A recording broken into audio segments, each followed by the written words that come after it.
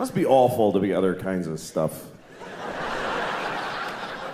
You know, I'm glad I'm this. This is a pretty good deal when you consider the alternatives. Anything else, any other kind of thing, you're in the food chain. You're in the food. We are out of the food chain. I don't know if we fully appreciate the fact that we got out of the food chain. That is a massive upgrade. Because for every other living thing, life ends by being eaten. That's how all life ends, is every single life except human life. Every life ends like this. Ah! Ah! Ah!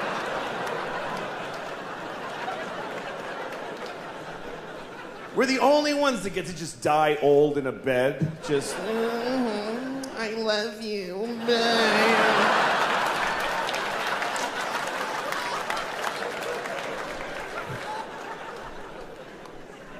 I mean, imagine if we were still in the food chain on top of everything else. Imagine if we were in the food chain. It would just be another thing you gotta deal with. You're already having a bad day. You wake up in the morning, you're making breakfast, you burn your toast, and it's too late to try again. And your kid comes in and says, "Bleh," and you're like, fine. And it's just, why? You get a thing in the mail that says that your phone's different and your mortgage is another company now. What? I don't get it. Then you're walking to work like, why do I even bother? Oh, shit. God damn it. There's always fucking cheetahs at the train station. Stop it.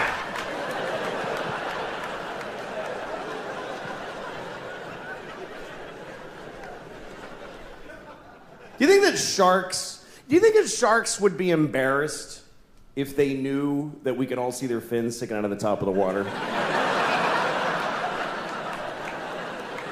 I think they'd be bummed, because I don't think sharks are aware of that at all. I think sharks think they're slick. They swim around like, hey, nobody has any idea who's down here. And we're all up here like, there's totally a shark right there.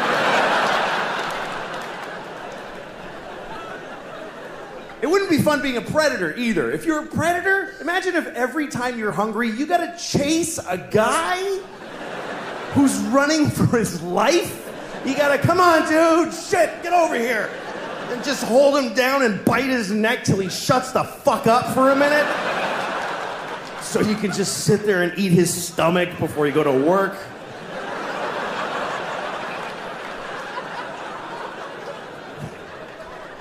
That would really suck. That's why animals they go, let's do this together, man. You chase the parents away, I'm gonna eat the kid, and you circle back.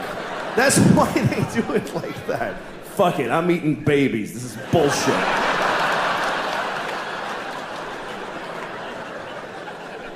Grown-ups ain't worth the meat. Whoops. All right. Oh, shit. God damn it. Idiot. This isn't a gay voice, by the way. It's not. Shut up. Yeah. I was thinking the other day, what if there was a baby who was born, and there's been a lot of fucked up babies. There's all kinds of babies born. There's been babies with, connected at the face to a dog or whatever. There's been babies with 3 legs, with hands on them. There's been Chinese babies. That's the worst thing I ever said. I think I just finally said the worst thing I have ever said. That was totally unredeeming and horrible. And it feels good. It feels good to have found bottom. It's a comfort in knowing that I just said the worst thing I'll ever say in the rest of my life. It's good. All right.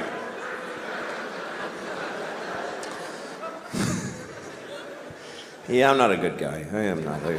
I wish I was a good guy. I like the idea of being a good guy.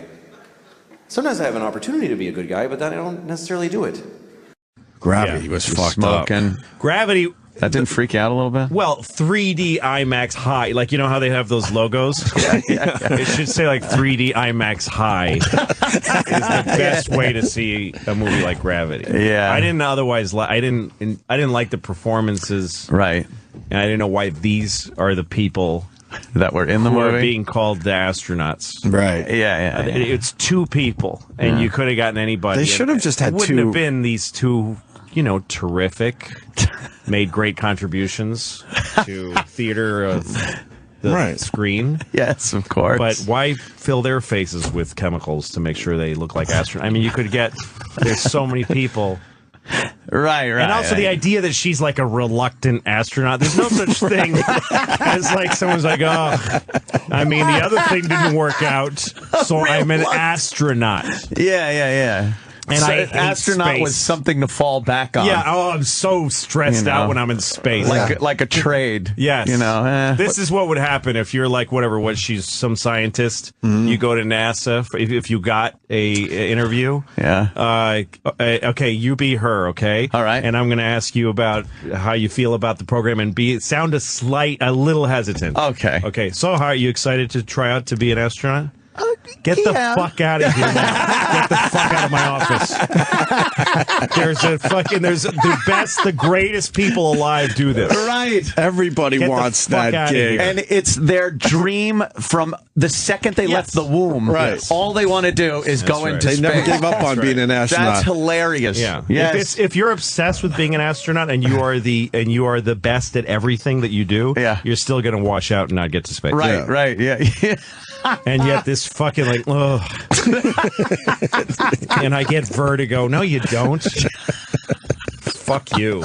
And I don't know, whatever. And then, but when you're that fucking stoned, and you're in the picture and you're going inside of the helmet, looking at the world from inside the helmet, it's pretty cool. Not a freak out though. You're not a freak out pot guy where it's like, this is like fucking freaking me out. No, because they don't know I'm watching them, so they're not interacting with me. If I interact with human beings who are looking at me, I don't freak out like a little bit. That would be the thing. Yeah. The vastness of space thing would get me a little. No, I could fall right into that. I was excited. Okay. Except for I was getting also irritated by the lack of truth with the physics. Because they had an opportunity to teach people physics. Right. Where did they fail? Were they Just a really bunch of off? shit. There was a couple of times where they said they were off, like when they were holding each other's fingers. They said all she would have had to do in real life was just pull back gently and he would have come right back. That's right. There's the whole, basically, the entire crux of the drama of the movie was a giant fuck you to physics. Physics. The idea that she's holding him and there's some force pulling him more and more, like an increasing force from what? There's nothing. There's centrifugal force, was it? No, I don't think so. Were they spinning? Nope. No, they weren't. They weren't then spinning. Yeah. Okay. Well, although if she pulled like a that, teeny bit, he would have come right back. But and also, when she would have gone forward too. When she's spinning, Yeah. and she's going, Yeah. oh God, close your fucking eyes, close them. You're not feeling it. You're not feeling yourself spin. Right. Close your eyes. Yeah. That's all Because you would the have to Earth is do. doing this. It's spinning all around. relative. Close your eyes. Like for the Earth. So 60 seconds. yeah. She wouldn't even have to be reminded. But even if, honey, close your eyes. All right. Okay, good. I'm good. Everything's fine I'm now. good. That's a good point. But I wouldn't have thought of that if I was spinning away into nothingness either. She probably just forgot. She forgot. Yeah, no, she's clumsy and forgetful. Hesitant. She's like Lucy. And,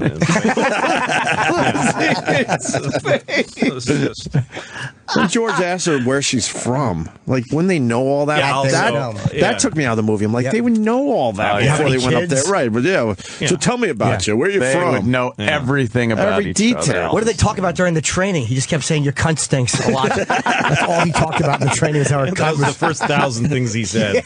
1,001 was where you from. Yeah, Where are do you you have from? any kids ever fall out of that dump? Yeah, and guess what? If you have like a background that's edgy, like your son died, Right. they want, we're not putting you in space. Right. That's going to come up. That could be a problem. Yeah, It's going to come you're up. going to bum everybody out with that shit. Right. Yeah. Yeah, we don't need you up there all of a sudden waxing fantastic about your kid No. and Worthless. fucking things up. No, Well, billions of dollars that shit costs up there. they had a Yeah, they need boring, steel, fucking nerved people. Right. You ever watch some of those guys on camera when they're having the spacewalk? Like they've got to replace that giant cooling unit that's the size of a refrigerator. Their dialogue back and forth is just the most mundane, technical, dull, fucking. The bolt is out. Right. Well, like if you ever listen to black box recordings to fall asleep. Yeah. Have you ever jack off to black box recordings? Yes. Yeah, voice recording. Yes, they have some on YouTube. And stuff. I've actually was listening to some of those just last week. Yeah, I swear they're well, fucking they are tragic. the challenges pilots, are going, right. even in the worst conditions, are steel until the very last second. Yeah, then you got They're the like, old. okay, we're gonna try this. We're gonna try this. This didn't work. This didn't work. The wing came off. We're going down. We're 50 yards from the ground. It's the last sound. It's like It is the last. But they're not right panicking. before it, they're like, we'll try this. this. We'll try this. Yeah. That's what all pilots are like. And people in space are like the 0.00001% best of those people. Right. That's exactly what it was. That guy Sully who landed the plane on the Hudson, steel nerves, he would have washed out. He would have never made it. Never would have made it to space. Yeah. Something fucked up there. He would have been fucked. But meanwhile, in the plane, we're not going to make it. We're in the river. Yeah, exactly. We're going to try the river. We're going to try the river. We're going to try the river. That's literally what he said. Right. Well, I mean, I don't look at stuff on TV as segregated comedy or drama. Right. Like most things actually that are sold as comedies don't make me laugh. Like I haven't watched a comedy movie that's really made me laugh. To me, please, you didn't go see the Fockers movie? Come on. Yeah, that's a movie made for you, Lou. it's funny made because for you. Robert De Niro, his comedies are so bad, but his dramas are hilarious. To me, two of the funniest movies in history are Goodfellas and Raging Bull. Two hilarious movies, not sold as comedies. They're not supposed to be funny. What was the last comedy you laughed at? Do you remember? Fuck, I don't know. Maybe Dumb and Dumber. Wow. Like, that made me laugh just because of how dumb and dumber it was. Yeah, exactly. But other than that, I haven't really laughed at a lot of... Sometimes I watch Family Guy on Netflix to fall asleep. Like, it's something that actually helps me fall asleep. And it makes me laugh really hard. But there's something... because it's a cartoon, I think it's just because it's a cartoons put me to sleep. Because it's one-dimensional and it has... Sure. A sing-songy way of it. Family Guy has these voices that talk like, dang it, man, so it kind of puts me to sleep. It's kind of funny actually, that you say that. and I kind of hated it the first time I saw it because it's so jokey. But but I gave it a chance because you should love the when characters. you adjust to something you're not used to. That's what a lot of people just won't do that. They're like, this isn't what I am sure is already good. So I hate it. This is not what I'm used to. But if you make an adjustment, and actually if something's not what you're used to, then you might find a new thing to laugh at, which there's nothing better in life.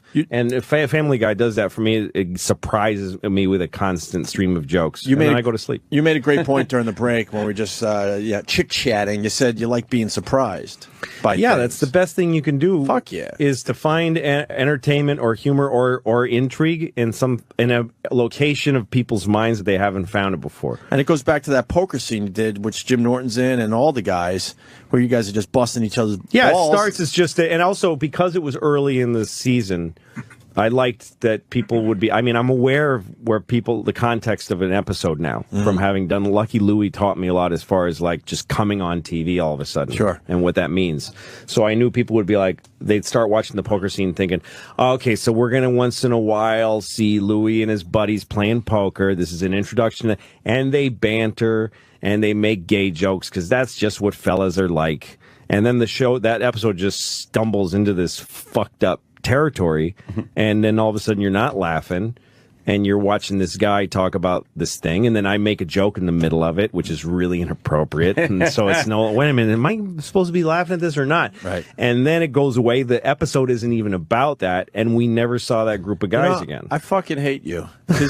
I'll tell you why. Because you just explained what I thought. Like, okay, the poker. Yeah, but hate's not the way to deal with it. No, I hate Louie. But I thought you were going to keep going back. That would be a central thing of your show. Right. Absolutely. I bought into that. Like, okay, they're going to be doing poker every once in a while, right, to just kind of have a little fun and beat each never other again. up. And it never happened again. You surprised me with that. We might in season 2 have another poker game. I don't know. Right. I don't know. But you didn't have to go there again. No, I didn't have to. And again, other shows would have. Other shows would have. Every show would have. Well, there were some lines that were Every show would have done it. You should have done something like we were playing cards and someone should have said liquor in the front, poker in the back, and just give you a little finger like that. A little finger on the side. Yeah, a little joke. That would have been good. Maybe we'll come back and do that. No, and we didn't come back to it. And other shows would have been pressured by a network to. We love the poker, Please guys. do more poker, right? Let's hear. Yeah, that's what Eddie Brill has to say this week. Maybe he gets sad. Yeah. Oh, they would. And not only would they do poker, but every episode, every poker scene would start with guys razzing each other and then getting serious. It would have happened over and over again. Same exact way. Oh, right. God, they just know how to unfunny shit up. There was originally a second scene to the poker thing, and we shot it and I didn't use it, which is that at the end, it was going to be kind of bookends, and at the end of the episode, I'm on stage, because I used to do the bits about the word faggot, cunt, and nigger. Like, that was my chunk of inappropriate words bits that I did then. Inappropriate? Yeah, a little bit. Oh. A little bit. And so I do the poker thing to address the word faggot, and then you see me on stage doing my bit about nigger and the N, people saying N-word instead of nigger and that stuff. And then Hannibal Buress, who's in the poker scene, the black comedian, comes up to me and goes, "Hey, man, you know, I see you banished faggot from your act, but you got nigger going strong. What's up with that?" And I'm like, "Well, I don't mean it that way." He's like, "Yeah, no, I get it, but, you know, I hear Rick say all this stuff. Do I have to now explain to you what nigger means? Does that, you know..." And I'm like, "Geez, come on, man." And he's like, "I'm just saying, if you're going to say nigger, say faggot. I mean, it's not fair." So we actually, we actually shot it and then didn't use it because the sound was shitty and just. Oh, really? Yeah. Otherwise, I probably would have kept it. How great is it that the network lets you say nigger and faggot, though, is in the right context? It's just great that they don't fucking bother you. Well, nice. The standards person at FX is really smart, and she calls me whenever we, you know, that poker scene was much dirtier at one point. Really? And John Landgraf, the FX president, called me and said that he loved the scene and that he wanted to put it early in the run so that it would get reviewed and it would be part of what people would notice about the show. He said, but it's too dirty. He said, if you want to keep it as dirty as it is, we have to bury it like 12 episodes deep. Wow. Because it was so just cum, every other word, cum, suck cock up the ass, eat dicks, cum. And he said, if you can tone it down in just the amount of times you use those words, then and he said, but it's totally your choice. He said, I think it's worth it because then that episode will get, that's a weighty scene and it's worth doing. So I went through it to see if I could cut it down without hurting it. And I cut out like this part where I go, where I say, how come you have to wear shoes at the club? And Rick says, because the floor gets full of cum.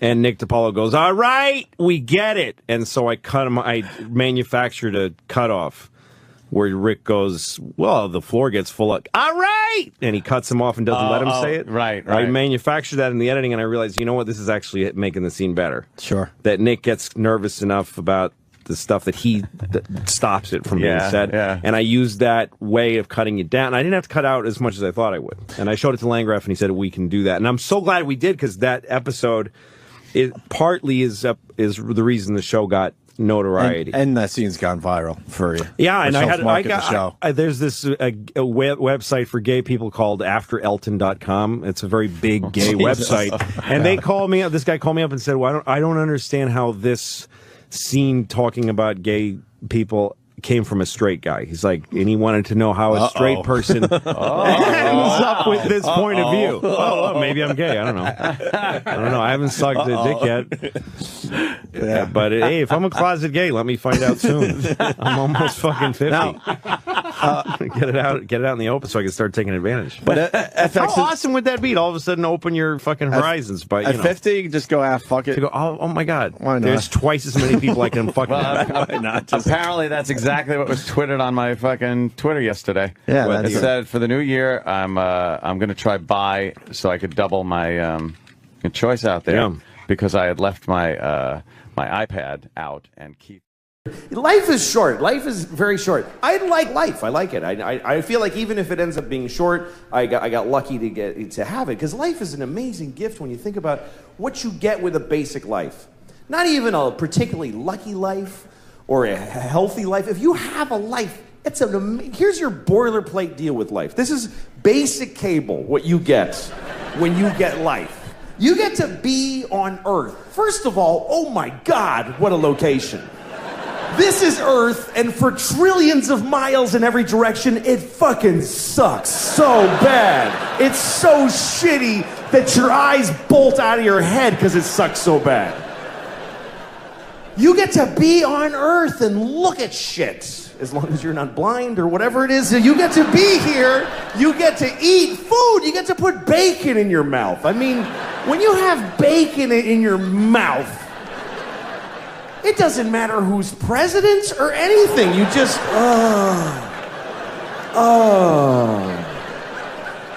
Every time I'm eating bacon, I think I could die right now, and I mean it. That's how good life is. You get to fuck. That's free if you're smart. That comes with. That's part of the deal.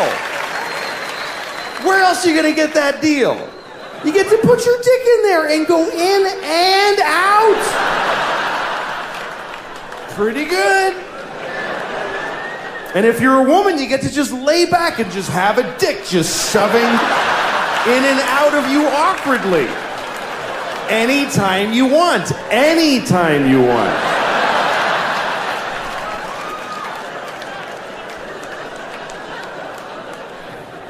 If you're a gay man, you get to just fill your boyfriend's ass with your dick. Just fill it all the way to the balls. And it's nice and warm and tight in there. And he's your buddy.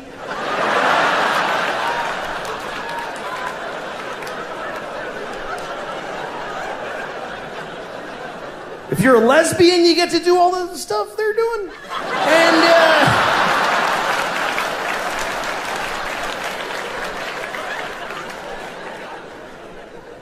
it's a great deal. You get to eat, you get to fuck, you get to read To Kill a Mockingbird. It's a great life. Thank you very much. Thanks, everybody. Hello. Nice to be here. How are you doing? Good. Good. Nice to be here. I'm broke. Anybody else broke? You ever get so broke that the bank starts charging you money for not having enough money? That's fucking broke, man. Bank called me up. They're like, "Hi, we're calling because you don't have enough money." I'm like, "I know." She's like, "Sir, you have insufficient funds." Well, that's a good way to put it, too. I agree with that. I find my funds to be grossly insufficient. Thanks for calling. Why are you mad at me? I don't understand what. How is this something I'm doing to you? She's like, "Sir, you only have $20. That's not enough. You can't only have $20. I'm like, "Look, I'm not being broke just to fuck with you. I just really don't have any money. I'm not trying to be a dick. My life is shitty."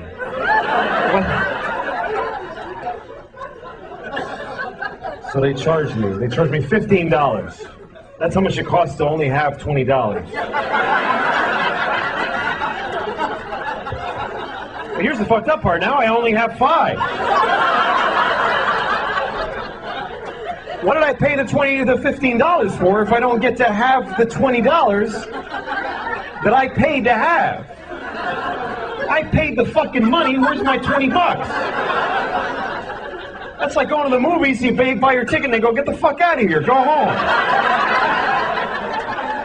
But I paid for the movie. No, you paid for a ticket, motherfucker. You didn't pay for a movie.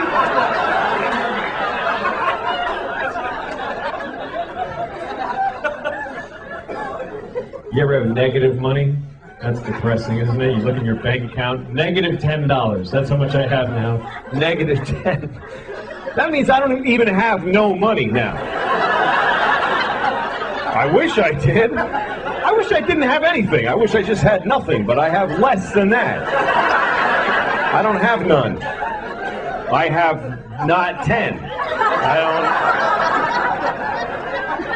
I can't, if it's free, I can't fucking afford it. Somebody could come up to me, "Take this, it's free." Fuck, that costs nothing. I can't afford that. That's more than I have. I gotta raise $10 to be broke. That's where I'm at. That's not good. That's bad. Apparently some of you are in the same fucking position. How's your economy doing? Shit. No, I'm glad you appreciate that story. Not everybody appreciates that story. I told that story about a week ago in Orange County, California, and all these rich motherfuckers looking at me with their bow tans and their golf shirts and penny loafers. They're all looking at me like, well, yeah. Like, you were financially irresponsible, you had to pay the price. I don't frankly see what you're angry about. The bank has a right to accrue a fee, clearly. That's how different it is to be rich than it is to be poor, because when you're rich, the bank pays you for being rich. If you have a lot of money, they give you money because you have a lot of money. They say, you have so much money that we should give you some. Because you have a lot, you should have more. Here, take more money. Take this guy's 15, fuck him, you should have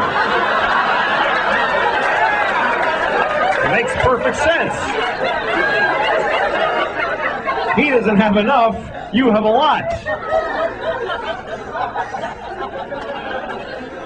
Fine, take it all, you motherfuckers. I don't give a shit. You ever get so broke it just becomes funny to you after a while? You go, Jesus Christ! I have no fucking money! Jesus! People call you, hi, we're gonna turn off the... Yeah, fuck it! Turn it off, man! Turn it off! I don't give a shit! When can you make a payment? I ain't paying anything! What am I gonna fucking pay you with? I fucking sold the phone. I don't need it now. Damn it, man. This shit's brutal. I live in New York too, and man, you can't get along with no money in New York. You gotta live in these tiny places. I have this apartment, right? And we have this, okay, here's the toilet, right? I'm on the toilet. This is how small the apartment is. The tub is right here, like right next to the toilet. Then there's a wall, like right fucking here, like right, there's no... You get squeezed in, and here's the worst part. I have to put a foot in the tub to use this toilet, because otherwise I gotta go like this. Who shits like this with their knees together? I'm pooping.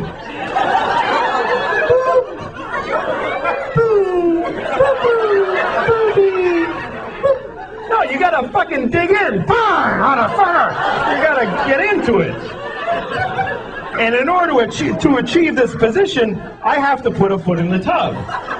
Now try putting a foot in the tub when your pants are at your ankles. You can't, they both want to go, right? So I have to take off the whole pant leg, which means I have to take a shoe off every time I take a shit. Every time. And sometimes that's okay, but a lot of times it fucking isn't okay.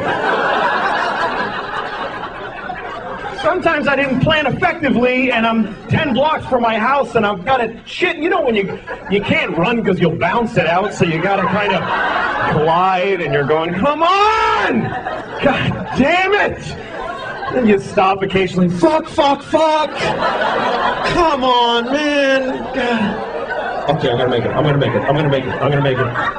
And I always get to this point where like, I'm gonna make it. I'm fucking fine. I'm fine. Mind over matter. I'm gonna make it. And then I see my house. I just see it. And my eyes tell the rest of me, fuck it, man. Let go. We're here.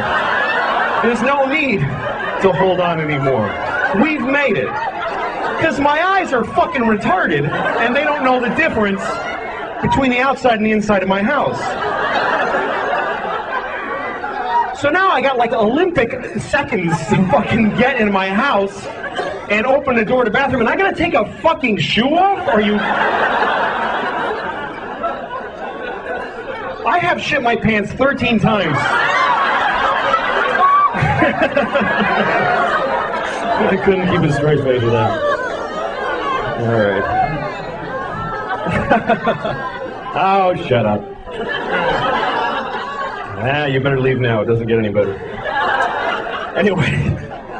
No, sorry, blah, blah. So anyway, no money, I guess I'm white trash officially, and white trash is a very funny expression to me because it's the only racial expression you can use, and no one gets offended. Nobody gives a shit when you say white trash. Nobody gets all quiet like, hey man, why are you talking like that? That's not cool. Nobody defends white trash. You can be talking to the most liberal hippie in the world. You go, hey, I saw this guy, he was white trash. He'll go, ha ha, fuck that guy.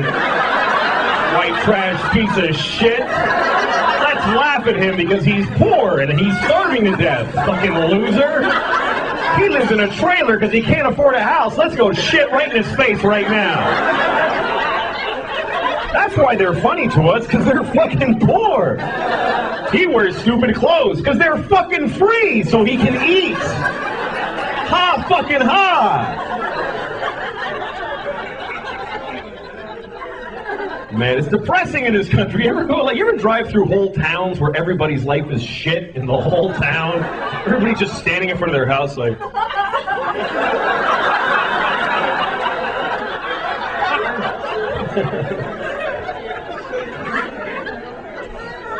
I don't know, man. This is a weird election, too. People got weird, man. I was driving through this town in upstate New York. This guy's standing there with a sign that says, honk if you love America. Now, I love America, but I'm looking at this guy and I'm thinking, what the fuck are you doing, man? This is your day? You're gonna stand at this red light with this fucking sign? What is wrong with you? And he's looking at me because he's angry that I haven't honked yet. And now he's trying to intimidate me. He's like, fucking honk, motherfucker! Honk! And then I decide, you know what, I'm not honking. And you know why? Because fuck this guy, that's why. He doesn't get to decide this rule for the whole fucking intersection. Just because he's got a magic marker and no job, now I have to honk? Or otherwise I'm a fucking commie? Fuck him. What if I go up to him with a t-shirt that says, lick my balls if you love Jesus? Come on, man, you gotta do it. You gotta do it. What are you, a Jew? Lick him!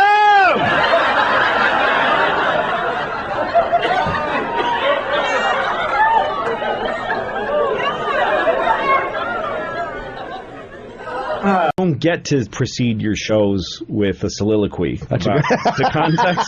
I really am a naive 8-year-old. You know what I mean? It's like every time I've edited, when you put together, but it's a good question because when you put together shows, whenever I've edited something with someone else, one of the reasons I love doing my show is that I edit it myself, because when you edit with somebody and they're doing something that's not working, and you go, or when somebody shows me something of theirs, like if I have a friend who's doing a TV show and they show me a cut of it, and I go, this part was confusing, I'm not getting that.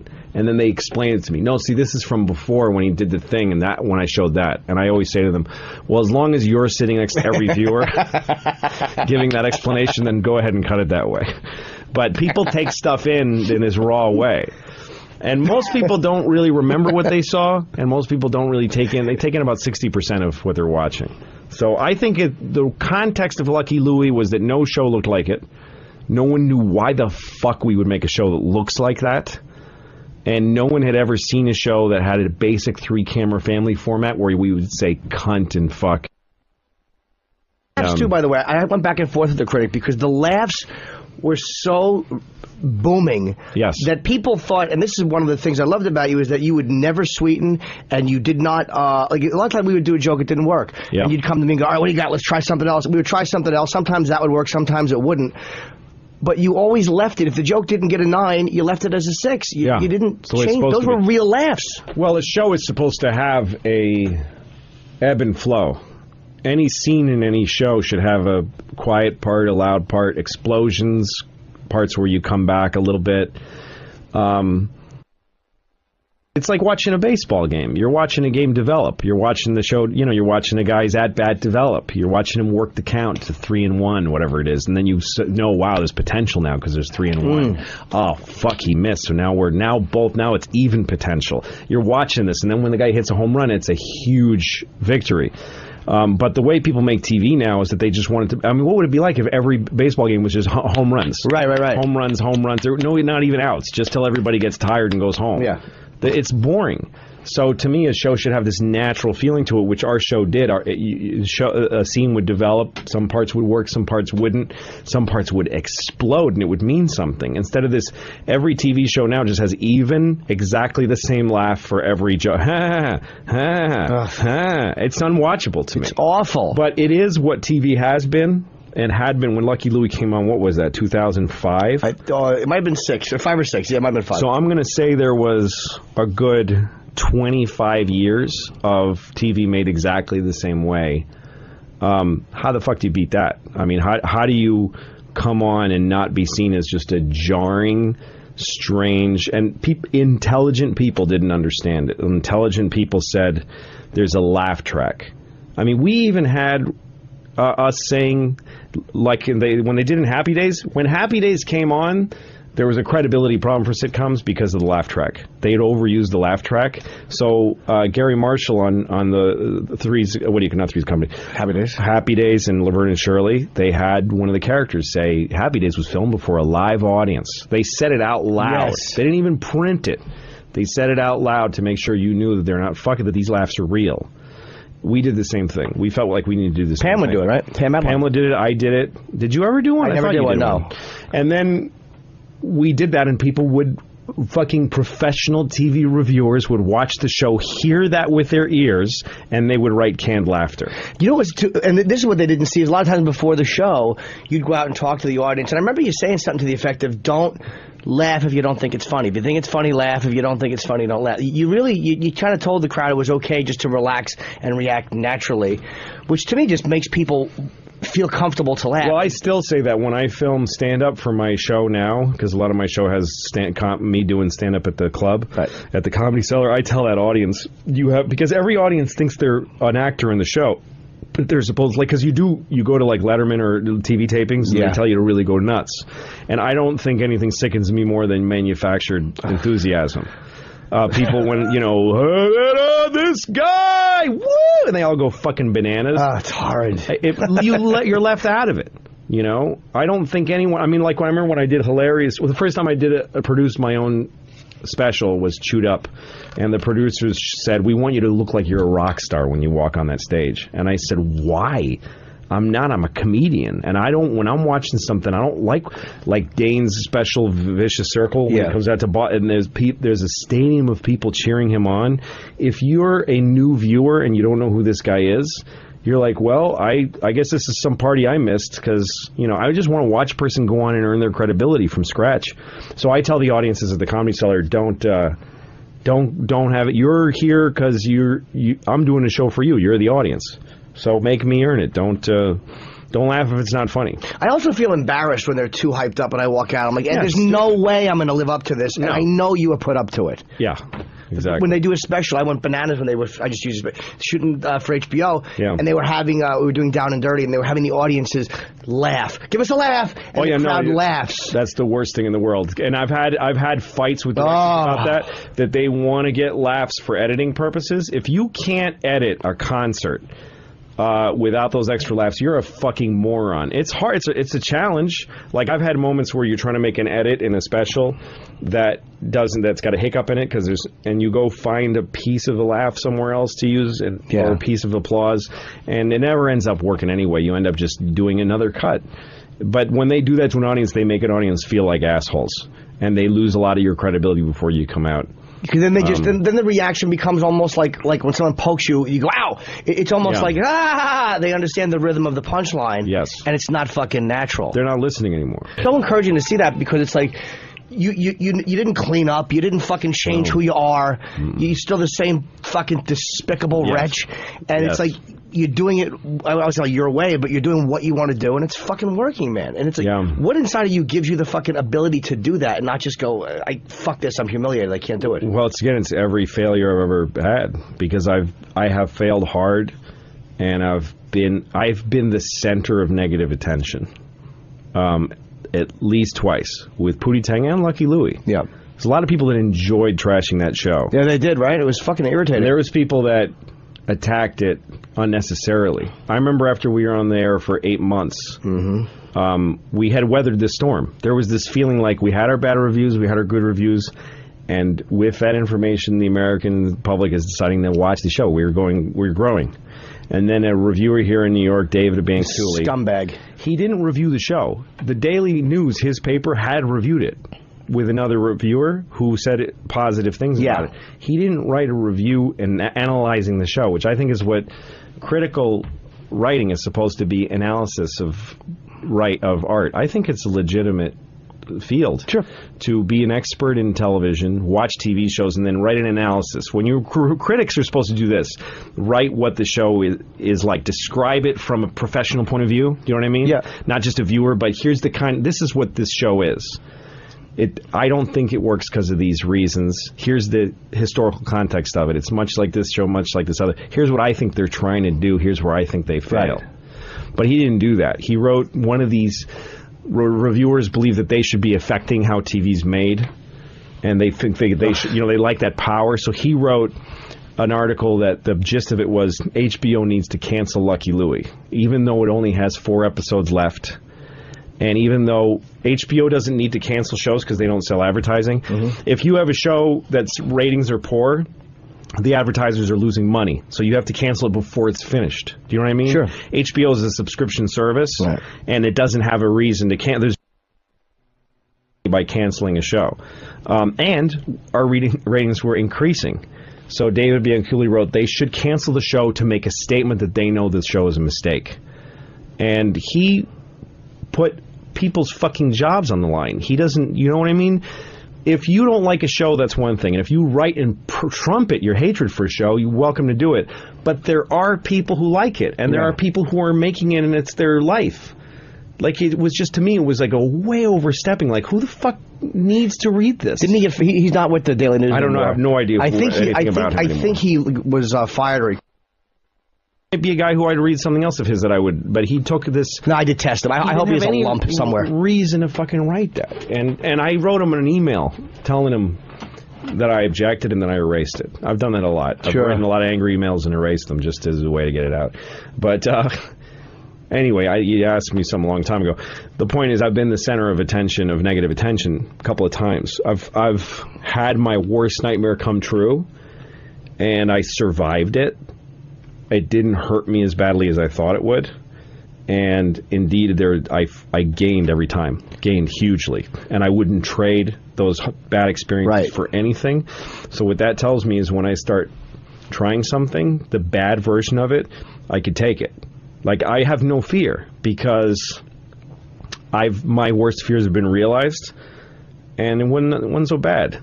It would be like if you started boxing and you're like, I'm afraid to get punched in the face. Anybody is. And your first few times you get punched in the face, you're like, I don't hate this. Right. And I'm good at the boxing. And I'm not dead. I'm not dead. I don't hate it. And I'm succeeding sometimes. Why? This is what I'm going to do. You know what I mean? And you have complete control here. Oh, at FX is totally unbridled control.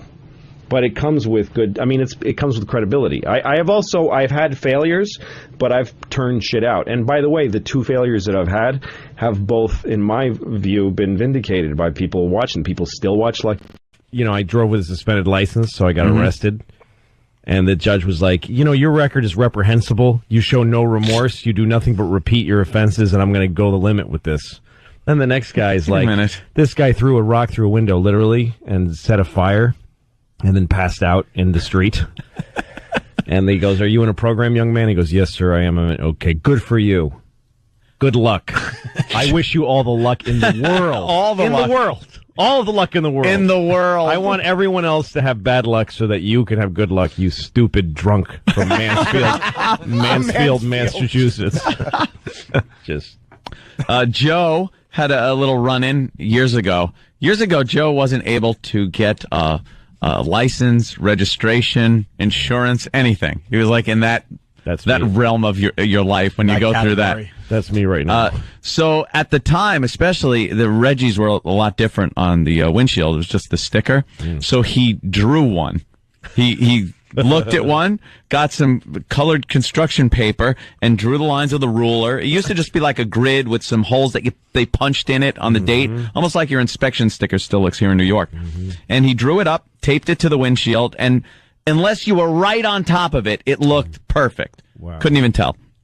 So his car breaks down on the parkway, and he's underneath the car, and a cop comes up and starts talking. So Joe's like, let me get my stuff out of the car. So he goes to go into the car, and the cop's kind of still looking at his tire, I think, had bent or something like that. So Joe just scrapes the crap right off the windshield. So the cop couldn't see it. And he goes, where's your registration? Everything. He goes, oh, no, I don't have one. And he wrote him up for everything. Joe goes to court and just says, I wasn't driving. Because my car was broken down on the side of the parkway. Right. And it didn't matter how it got there or anything, because you could say I was trailering it, I was towing it. Yep. It was anything. So he got away without anything. That's amazing. And there he was driving with this forged government documents. And I got arrested once at the Holland Tunnel because this is how bad I was. My license was revoked. Not suspended, but revoked. That's bad. And I had, crazy amounts of warrants, open warrants. And the car I was driving had the plates from a different car. Oh, that's never good. The cops don't like that. No, and the plates were bad anyway. So, I mean, in other words, the car that they came from had expired. The plates were expired and from another car. Wait, for anyone that doubted Louis was Mexican. And I was coming through the Holland Tunnel, and I had no money. That's where it all started. That I came up to. I was one of those things where I pulled up to the toll booth and said, "Hi, I have no money. What do you do? How do we do this?" And the guy said, "Just give me your license, and I'll fill out a thing." And I go, "It's not on me." And he goes, "Give me your registration." I go, "I don't have that either." He says, "Give me your name and your social security number." You just said how smart this guy is, Jimmy. Yeah, exactly. This isn't a smart thing. No. You're right. And then he made me pull over, and I went to jail. First, he put me in a jail cell that's under the Holland Tunnel toll booths. There's a jail cell. There is? Yeah, he took me down some stairs. Hey, you got to see something most people don't get to see. Right. Yeah. Unless you're a scofflaw, not a criminal. Exactly. And I slept the night. I actually spent the night. I just slept in a little jail cell down there, and then they transferred me to Weehawken County Jail, and that was the worst thing that ever happened to me in my life. Was that one under a photo mat? Where's that Weehawken is a really bad jail. Is it really? Yeah. Why? I would not have thought that at all. It's terrible. People are throwing food out the windows all the time because of the food. I mean, I almost puked just taking a bite out of a sandwich there. Was it violent there, frightening? Yeah, it was really scary. It was really bad. Weehawken, who would have guessed? Yeah, it's really bad. It's not. It's mostly New York drug addicts that get taken, because the New York jails overflow, and they start letting the Port Authority arrest people so that they can take them to New Jersey, because Port Authority is New York, New Jersey. So, how long were you in for? Like a day and a half. I was in, for a morning, afternoon, night, and the whole next day. It was horrible. That's a long time. Well, and when I got there, I was in a holding cell, and one of the guys in the holding cell said to me, "Don't let them take you out of this cell, because you'll never be heard from again. If you get moved to a permanent cell, they'll never find you. They lose people because it's a bad bureaucracy." And everybody in the cell agreed, don't leave this cell. And a cop would come once in a while and say, "We got to move you," and I'd go, "No." He said, "Just say no." I'm like, "How do you just say no to?" And I go, "No, I'm not moving." And he goes, "Come on, we're moving you to permanent cell." And I go, "I'm not leaving here." And he goes, all right. That kept happening. I just kept refusing to leave. How do you refuse? Just say no. Wow, I didn't know that was an option. Yeah. No, let me out. It's really I don't belong here. No, and the worst part was that there was a toilet just in the middle of the floor of the whole place, like in the middle of the room. Yeah, you would just have to sit there. You just have to sit there and There's no privacy. I bet I got dumped even though I didn't No, it didn't. I think you stopped. So wait, did you get moved to a permanent cell? You'd be there for a week, maybe. Basically, and I mean, I was because I made bail before I even arrived, because I called. I used the phone in the Holland Tunnel cell, and I made bail right away, but it took 2 days for the bail to find me. Oh, it's amazing, man. Yeah, it's bad. How much was bail? The system is bad. Oh, I mean, I had to pay. Yeah, it was like nothing. No, it was a lot. It was like $600 or something. I mean, for me, that was a lot then. Now I would. You're like, I'll pay $6 million to get out of here. I don't have that kind of money. Figure we could take care of it right here in Brainerd. Give him that one. Exactly. Right here in Brainerd. I just want to be in full compliance. Yeah. Oh, thank you, E-Rock. Yes. Yes, because that helps Fargo song. They want more stuff. I live in New York City, and it's okay there. I live in a nice building. I never lived in a nice place before. When I was growing up, I had no money. I mean, my mom didn't matter. I was a child. But I'm not used to it because it's nice. There's like a pretty courtyard with flowers and a fountain with little marble boys pissing. I don't know. What is it with fountains? Like, all fountain sculptors are pedophiles, basically. You can't get a fountain made without... Can you make me a fountain? Yes, I'll get started right away. Oh, yes! Yes! It's finished! And it's just little boys pissing on the face of a Greek god that looks like him a lot. It's piss on me forever!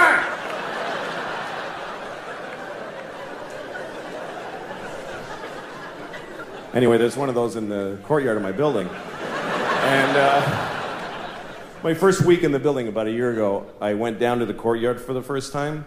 And I didn't look too good, you know? It was a Sunday morning. That's my least presentable hour. There's a lot of, just stains, just like, food and me and whatever. And so I'm sitting there. So, shut up. Oh. Anyway, so there I was. I'm sitting on the stone bench of this courtyard and feeling a little out of place. There's these fancy doormen and stuff. And then there's this guy looking at me. I notice he's looking at me from across the courtyard. And he's all spiffy looking. He's got brown shoes and he's looking at me like, I could tell he was thinking I don't live in the building. He thinks I just wandered in off the street and sat in the courtyard. I could tell he's thinking of coming over and dealing with me on his own. And I'm sitting there thinking like, oh, please do that. Yes, please, come on. And I'm trying to look even more gross. And I'm like, pulling up my shirt. And then I see him go, oh, no, that's not going to do at all. And he comes over to me. And I'm like, I'm so excited to have this thing. The confrontation where I'm not wrong at all. And he thinks I am. So he comes over, says, excuse me, do you live in this building? And I said, no. Because why not start there? I said, no. He goes, well, then what are you doing here? And I said, I just need to rest. I'm having a hard time.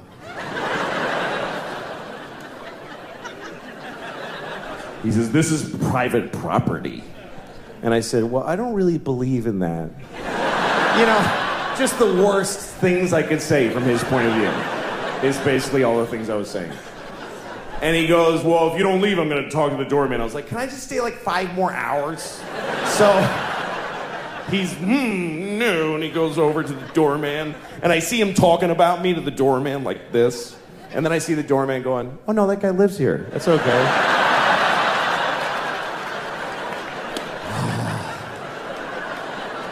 And the look on his face, it was just so, it was this beautiful cocktail of anger and confusion.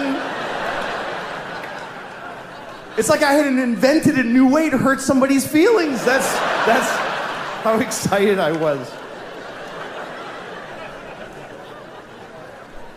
Say, I'd like to be a better person. I would. I'd like to be a better person. And I think I'm getting worse as a person. Because as you get older, you start finding out... let me give you an example before I rented a car a couple of weeks ago in Los Angeles. Had the car for a few days. And then when I went home, I had to drop the car at the rental place. You got to go to the rental place that's off the airport. Give them the car, give them your thing with the mileage. You got to get on a bus and then go to your terminal and check in. I was late, and I was worried about missing my flight. So I knew I had no time to do any of that. So I never did this before. I just drove my car right to the terminal and just left it there. And I got on the plane. And once I was on the plane and I had a little moment, I called Hertz and I said, hey, listen, your car is sitting out in front of Terminal 4 and the keys are in it. So that's where it is. And the guy was like, you can't do that. You have to return it to this location and then get... And I go, well, I didn't do that already. And now I'm leaving California. So if you want your car, you need to go to that place where it is. And he was like, oh, Jesus, man. All right, we'll get it. And that was the end of it. And I realized I could do this every time. Every time I rent a car, because of course they want you to do all that shit. But if you don't, they still want the car back. They're gonna send a dude. You could drive a car till you don't want it. Just get out of it while it's moving and just walk away. Well, I don't feel like being in that car any longer. Just call her. It's hi, your car is drifting into the intersection of 28th and Broadway. If you're interested, it's now your problem. But see, this is a terrible realization. Because you should act in a way that if everybody acted that way, things would work out. You should, because it would be mayhem if everybody was like that. And most people kind of don't care. Most people are very selfish. Most people don't give a shit what happens as long as they get to do their favorite thing. People don't even want to back off from their favorite thing. They won't even do their second favorite thing. Like, you ever seen somebody like they're at an intersection and they want to make a left, but they're in the all the way right lane because they messed up. So now here's the guy. He's in the right lane, and there's a lot of cars, like 6th Avenue, like a lot of cars, and he wants to make that left. So what does he do? He just does it anyway. He just goes ahead and he just shoves his car through everybody's life without any... And everybody's honking and outraged, and you always see the guy go, I have to. There's no other possible thing I could do. What else could I do except go up one more block and then go left and take 4 seconds? That's not my favorite way, though. That only meets 99% of my criteria. But I'm selfish. I would like to be a better person because I got kids. And I want to, pass on a better... But sometimes it's not clear what the right thing is to do. Like one time I threw a candy wrapper on the street. And I didn't do it like, yeah. I just... yeah, take that shit, street. I did it because I was, like shaking. I wanted the candy.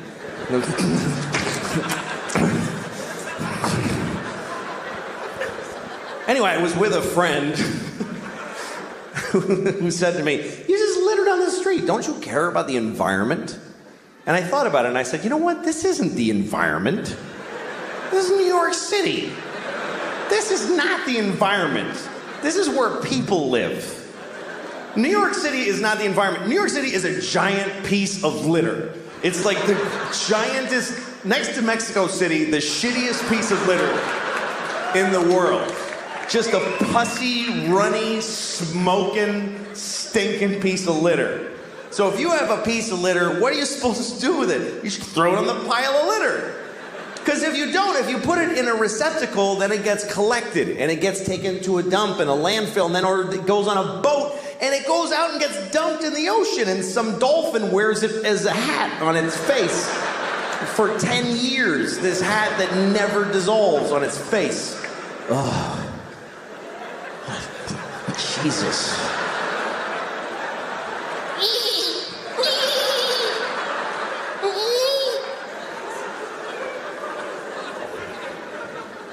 I mean, everything that we introduce to the world is shitty.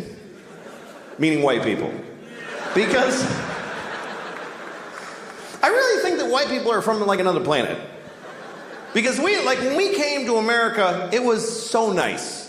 It was just Indians, and they weren't even Indians. We called them that by accident, and we still call them that. Like we knew in a month that it wasn't Indians, but we just don't give a shit. We never correct it. We came here, they're like, hi, and we're like, hey, you're Indians, right? And they're like, no. No, this is India, right? No, it's not. It's totally other place. You're not Indians? No. Ah, you're Indians. Yeah, Indians for hundreds of years after.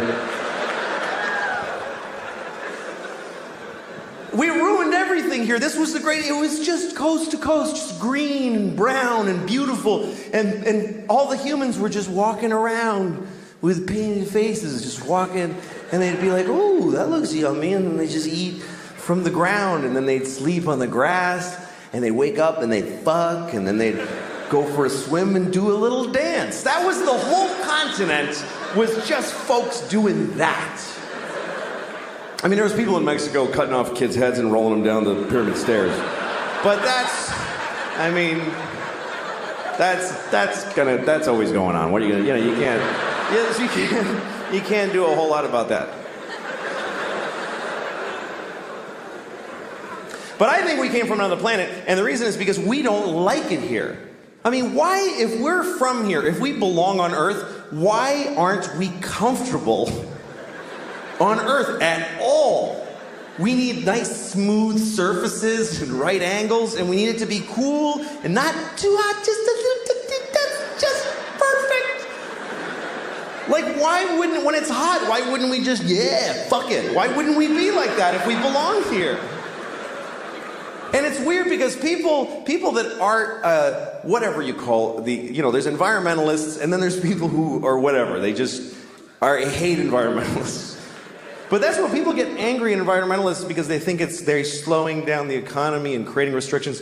And a lot of these people are Christian. A lot of these people are very devout Christians. And that's such a confusing thing to me, that if you believe that God gave you the earth, that God created the earth for you, why would you not have to look after it? Why would you not think that when he came back, he wouldn't go, what the fuck did you do? I gave this to you, motherfucker. Are you crazy? The polar bears are brown. What did you do to the polar bears? Did you shit all over every polar bear? Who did this? Who spilled this shit? Who spilled this? Come over, did you fucking spill this? What is that? It's oil, it's just some oil. I didn't mean to spill. Well, why did you take it out of the fucking ground? Because I wanted to go faster. I'm not fast enough. And I was cold. What the fuck do you mean cold? I gave you everything you needed, you piece of shit. Well, because jobs. What is a job? Explain to me, what's a fucking job? You work at a place, and when people call when their game doesn't work, and you help them figure it out. What do you do that for? For money. What do you need money for? Food. Just eat the shit on the floor. I left shit all over the floor. Fucking corn and wheat and shit. Grab it up, make some bread. What are you doing? Yeah, but it doesn't have like bacon around it, and like I like when it has like bacon on it and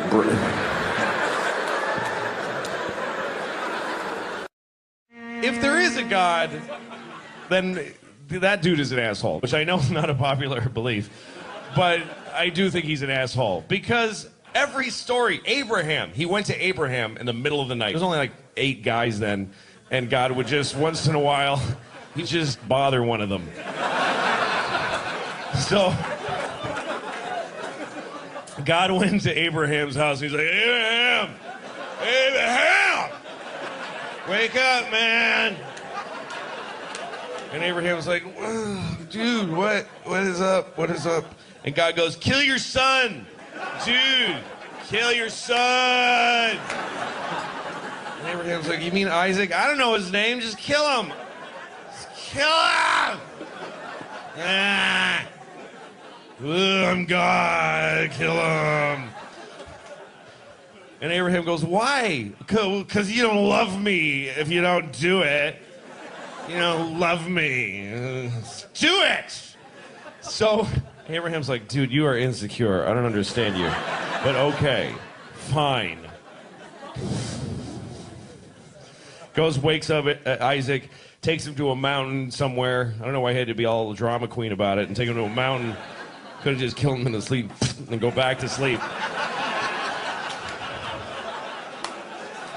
But he took him woke the poor kid up, dressed him, took him to a mountain. Kid's like, Daddy, what are we doing? Oh, just gonna murder you. Goes like this. God shows up right before he does it. Goes, hey, what are you doing? This is in the Bible, I swear to God. Isaac and Abraham goes, I'm killing Isaac. And God's like, why would you? That's your kid. What is wrong with you? And he's like, and he just went home feeling like a piece of shit. That God is like a shitty girlfriend. You won't do it because you don't love me. Okay, I'll do it. Why are you doing it? What the do you want from me?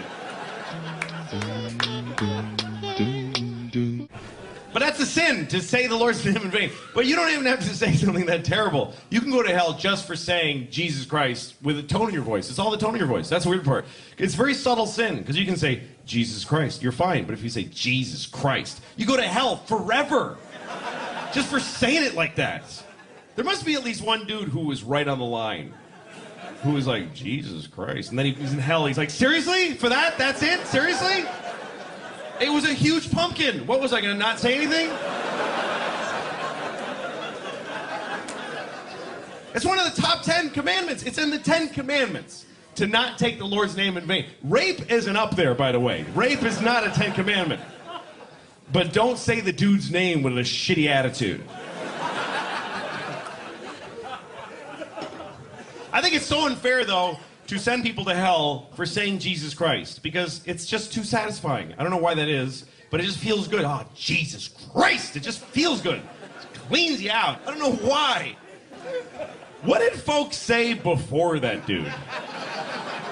How did anybody express themselves in a big moment before Jesus? Even the people that knew him. How did the people watching him be crucified, what could they even say watching that happen? They're like,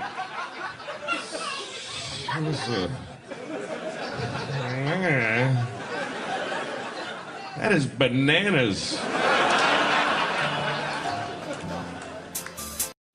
Those are life decimating moments. They are. When you're. I was in 4th grade and I had my pants were always split at the crotch because my mother shopped at King's Department Store, which isn't even a store anymore. King's Department Store. Wow. And so my pants were always split at the crotch, and I was in 4th grade, eating snack time, and I had a boner, and I wasn't aware of it. Just this little pin pushing my undies through the hole in my crotch. And I'm just unaware of it. And this girl, Jill Cassavan, who was this sweet, like she was the one I wanted, she pointed at my crotch and went, and the whole class pointed and went, oh, God, that's a hard one to live down. That moment is me. That's who I am. I'm that guy. Defined my whole life has been regret at that moment. That's right up there with the guy that throws up or the girl that throws up in the cafeteria. No, that's you. That's you then. I mean, even when I'm watching my daughter being born, the whole time I'm thinking, that was awful. My boner was sticking up. In the 3rd grade. That's how awful those moments are.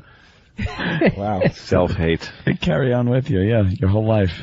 Yeah. Mine's a little different than that, but one friend walks in and catches you doing something to another friend, Laughs all around. A lot of laughs.